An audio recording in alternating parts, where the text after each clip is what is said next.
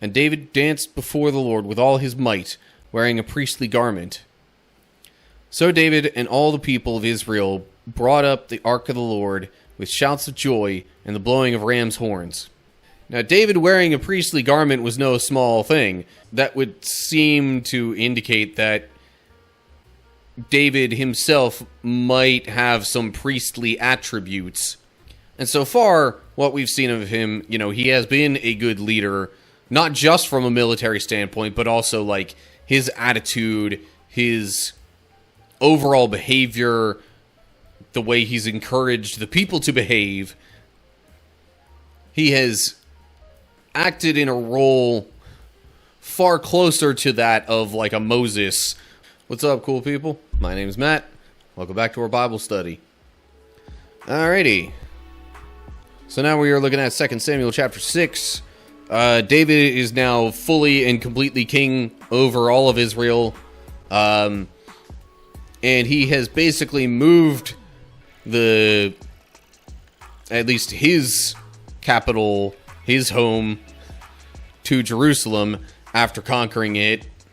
Then there was some fighting with the Philistines, and more victory for David. And all the while, he's kind of like expanding Jerusalem and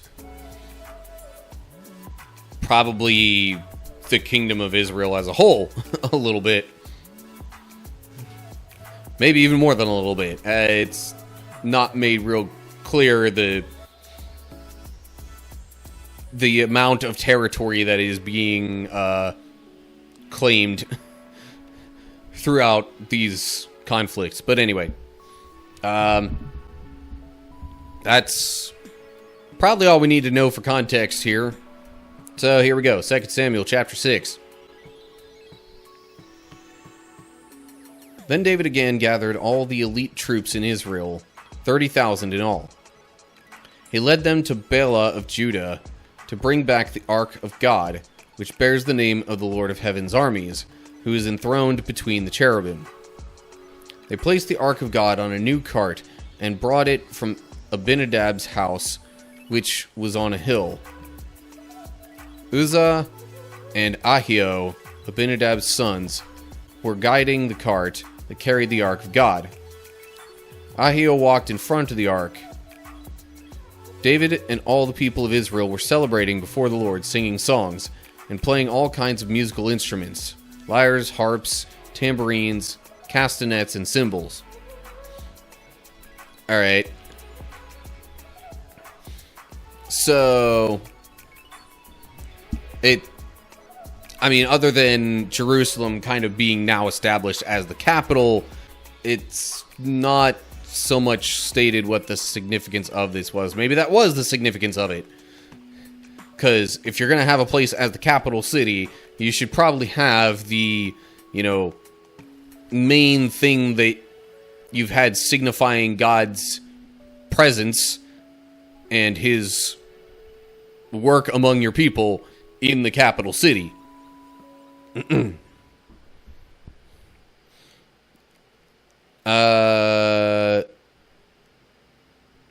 Look at these footnotes here. Hebrew says Baali,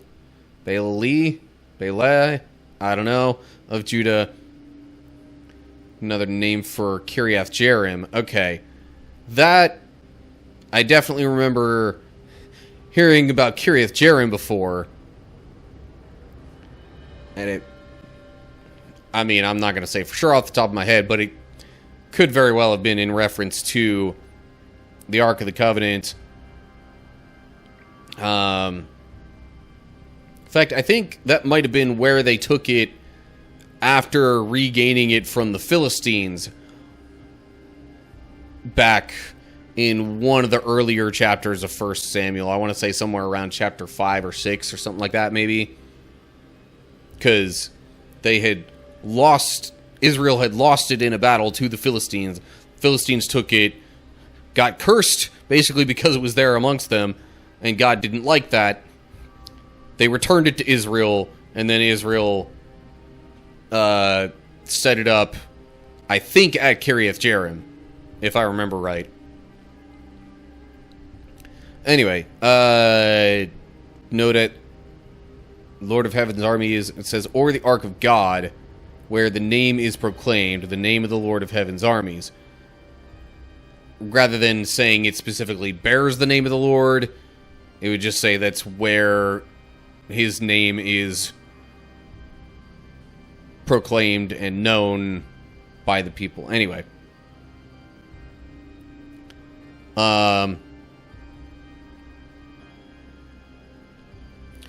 More notes. Multiple notes in this section. So, by where it says, carried the Ark of God. As in Dead Sea Scrolls and some Greek manuscripts, Masoretic text reads, and they brought it from Abinadab's house, which was on a hill with the Ark of God. Okay, it being the cart carrying the Ark.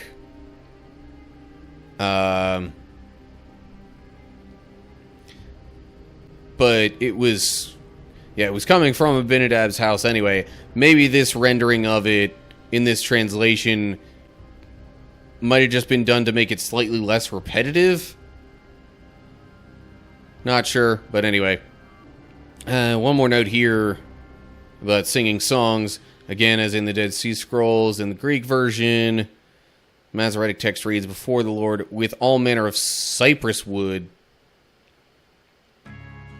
But a lot of these instruments could at least partially be made out of wood. Maybe not so much the cymbals, but tambourines could have had, wood around the rim of, like, the drum part.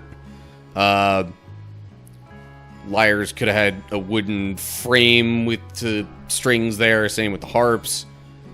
Castanets, in theory, could have been made out of wood and, sort of clacked together like you do with those. Cymbals, though, I don't know if those would have been made of wood. Or those were completely unrelated to the wood, because it mentioned in the previous chapter that there was a lot of wood that was brought in to build David's palace. Although that might be me reading too much into things. Anyway, point is, the Ark of the Covenant, aka the Ark of God, was being brought into the new capital city, and there was celebration. Anyway, on to verse 6. But when they arrived at the threshing floor of Nacon, the oxen stumbled, and Uzzah reached out his hand and steadied the Ark of God. Then the Lord's anger was aroused against Uzzah, and God struck him dead because of this. So Uzzah died right there beside the Ark of God. David was angry because the Lord's anger had burst out against Uzzah. He named that place Perez Uzzah, which means to burst out against Uzzah, as it is called today. Or at least would have been in the time that this was written and first told. So Uzzah was one of Abinadab's sons. It doesn't say outright that he was a priest. First of all, I'm not sure anybody was supposed to be touching the Ark of the Covenant directly. And it definitely wasn't supposed to be touched by anyone who wasn't like a priest or Levite. But, this rule in some way had basically been broken by Uzzah here, so God's like, ooh, you did a bad thing. Boof. Maybe not exactly like that, but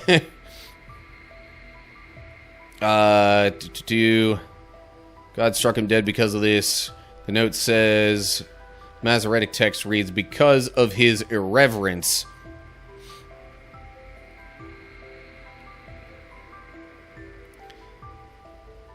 Basically, like, how dare he touch the Ark of God, is what that comes down to.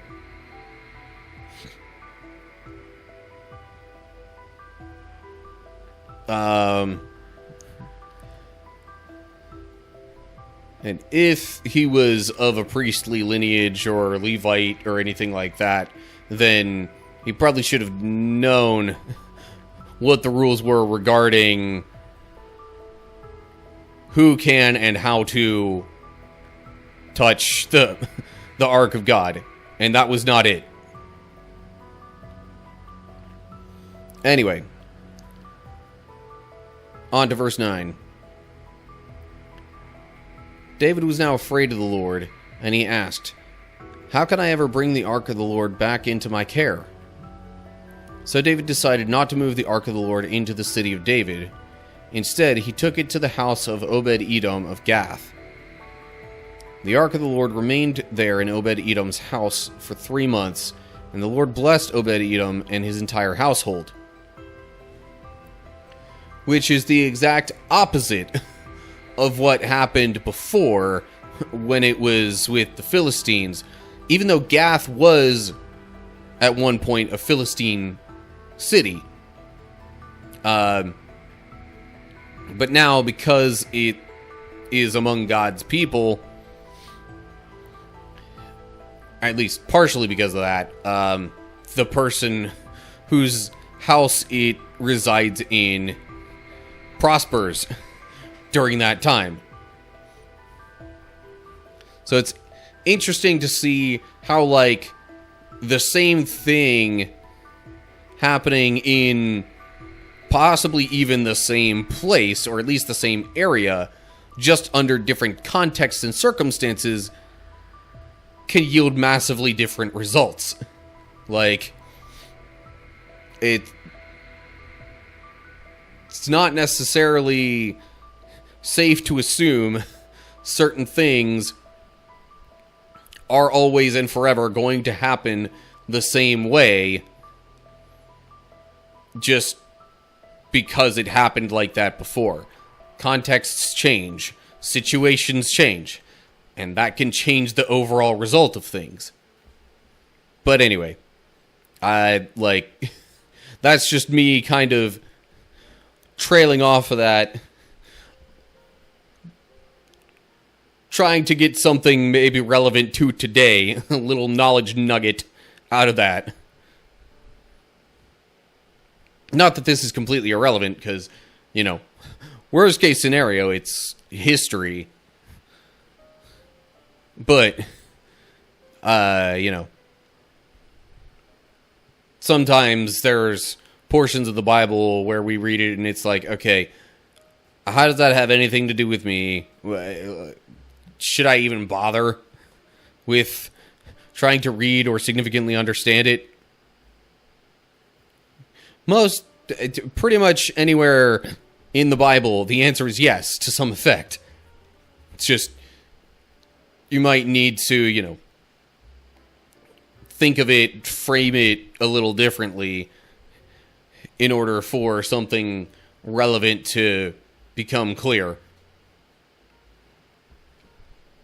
But anyway, okay, on to verse 12. Then King David was told, "The Lord has blessed Obed-Edom's household and everything he has done because of the Ark of God." So David went there and brought the Ark of God from the house of Obed-Edom to the city of David with a great celebration. After the men who were carrying the Ark of the Lord had gone 6 steps, David sacrificed a bull and a fattened calf. And David danced before the Lord with all his might, wearing a priestly garment. So David and all the people of Israel brought up the Ark of the Lord with shouts of joy and the blowing of ram's horns. Now, David wearing a priestly garment was no small thing. David himself wasn't, directly acting as a priest most of the time. But this happening, and, unless there winds up being some judgment from God due to this, which so far has not happened. Otherwise, that would seem to indicate that David himself might have some priestly attributes. And so far, what we've seen of him, he has been a good leader, not just from a military standpoint, but also, like, his attitude, his overall behavior, the way he's encouraged the people to behave. He has acted in a role far closer to that of, like, a Moses or somebody of that nature, especially when compared with, like, Saul, who was just like, I want to just fight all the time, and kind of disregarded some of the rules that should have been followed.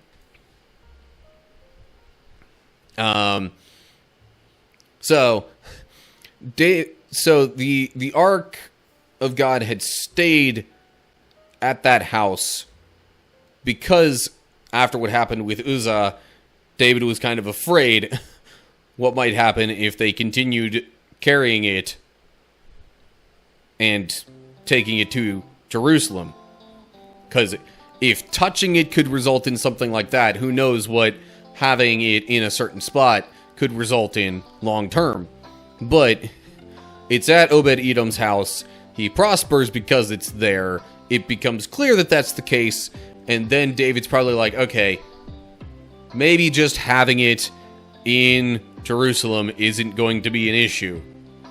So then they complete the transporting of it to Jerusalem.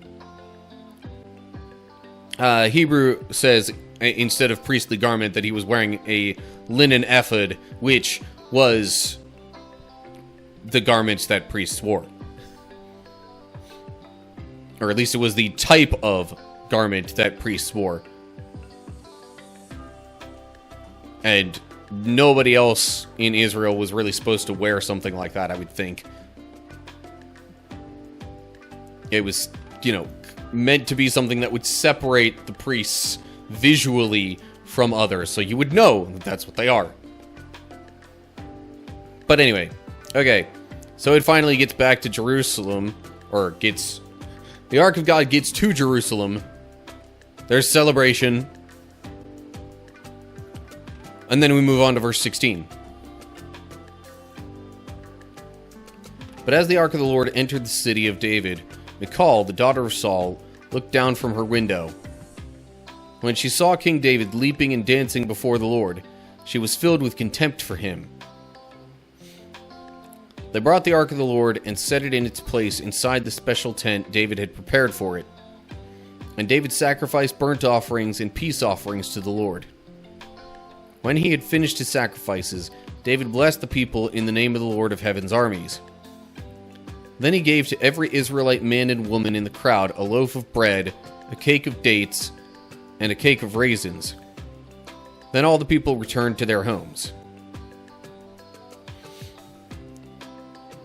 Okay. So, David's one wife, to my recollection, his first wife, didn't like the idea of David dancing like that. She might have thought it was irreverent or not becoming of a king in some way. But David was just passionately celebrating what God was doing. But in any way, they brought the Ark of the Lord into a tent that David had prepared, it said. I would assume they made it to resemble the tabernacle.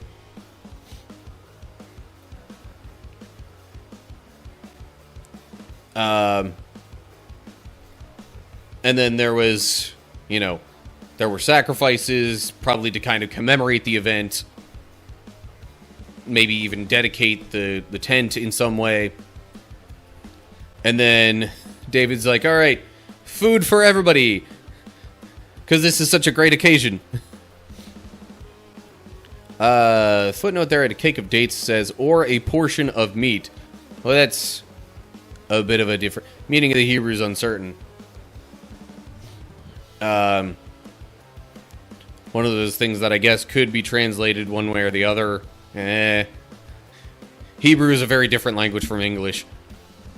Especially ancient Hebrew. But...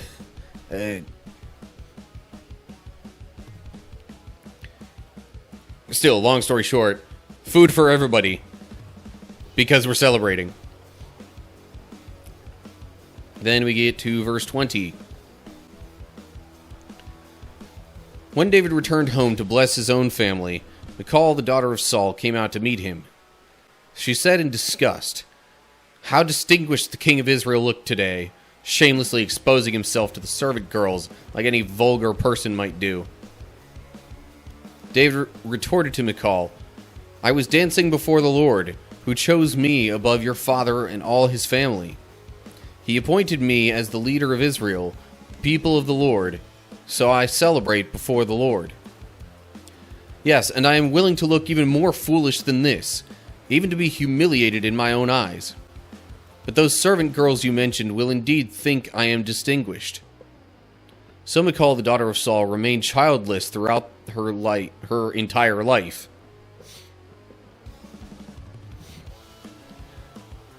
So, yeah, she basically thought that his dancing was undignified.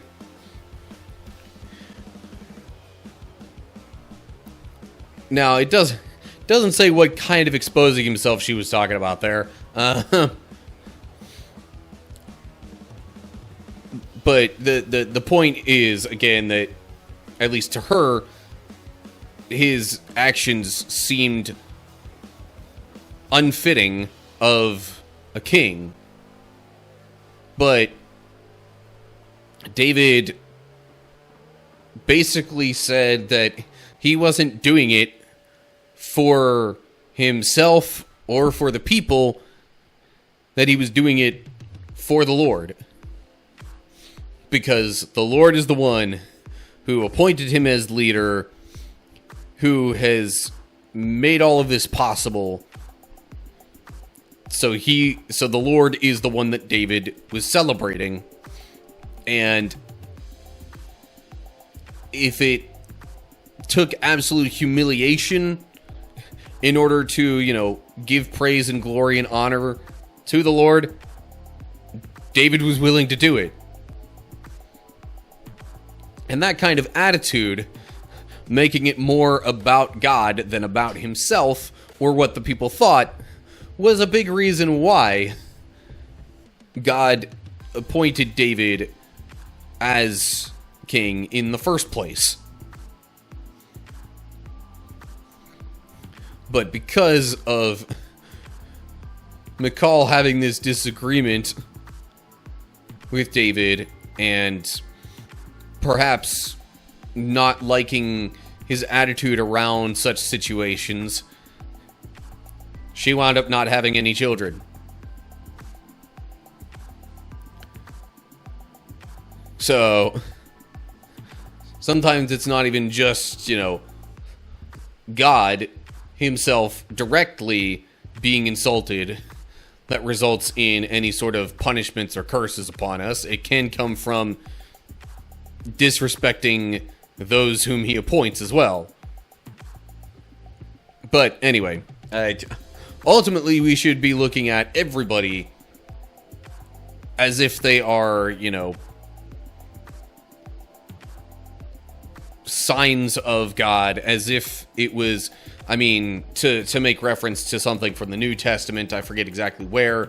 I want to say it's Matthew, somewhere in Matthew, maybe 25, where it's talking about the parable of the sheep and the goats, and Jesus says, "Whatever you did for the least of these, you did for me." That's the kind of mentality we should have when thinking about other people, what they do, and more so how we treat them and interact with them. So anyway, that is all I've got for 2 Samuel chapter 6. Okay, so the Ark of the Covenant, aka of the Lord or of God, is now in Jerusalem, and there was a big celebration. David debatably made an embarrassment of himself, but only in the eyes of, well, only reportedly in the eyes of his one wife, Michal, but other people might have had the same opinion too, that we just don't know about any others. Still, his passion for the Lord really came out in all the celebrating. So, it just further highlights David being, generally speaking, a man of God. But anyway, as always, like and share if you enjoyed the video, subscribe to the channel, and click the bell if you're on YouTube to get updates when I post new videos. If you're seeing this anywhere else, give me a follow or whatever you got to do for that platform. Look down in the description for info on social media pages and where to find and follow all of those. And, of course, leave comments down below all that with any thoughts you have. So that'll do it for now. Hope you're all doing well. Hopefully I'll see you soon for another video. But whatever the case is, till next time, stay cool, people.